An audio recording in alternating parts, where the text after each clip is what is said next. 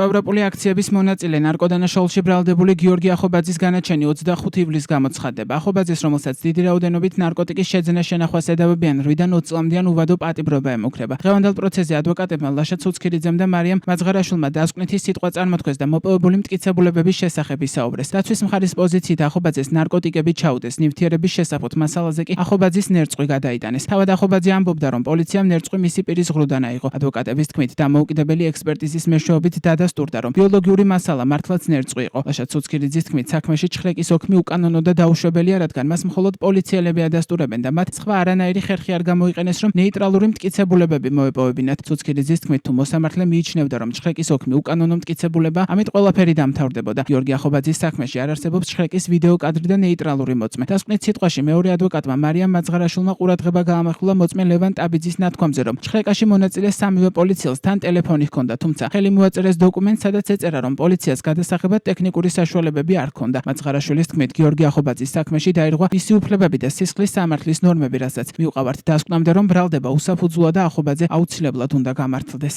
ჩვენი დასკვნის სიტყვა ძირითადად ეხებოდა საკონსულტაციო სასამართლოს გადაწყვეტილებას, რომლის აბსოლუტურად დარღვევით ჩატარდა ამ საქმესა საგამოძიებო მოქმედებები, მათ შორის გიორგის პირადი ჩხრეკა.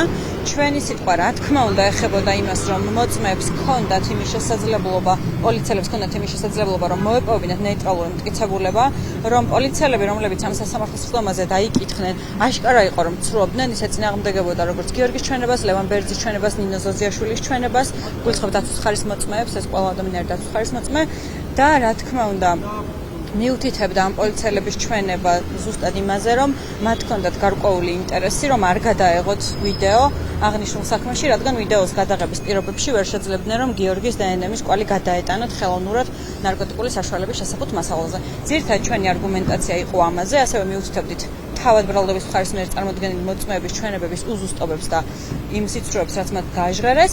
თუმცა რეპლიკაში ბრალდების მხარე რატომღაც მიუთითებდა, რომ თურმე დაცვის მხარე ეჭქვეშ არ აყენებდა ამ მოწმეების ჩვენების სანდოობას. ექიმი გიორგი ახობაძე 7 დეკემბერს ღამით რუსთაველზე გამართული საპროტესტო აქციიდან სახლში დაბრუნებისას დააკავეს. მას ბრალი სისხლის სამართლის კოდექსის 260 მუხლის მე-6 ნაწილით წარედგინა, რაც დიდი რაოდენობით ნარკოტიკული საშუალებების უკანონო შეძენა შენახვას გულისხმობს.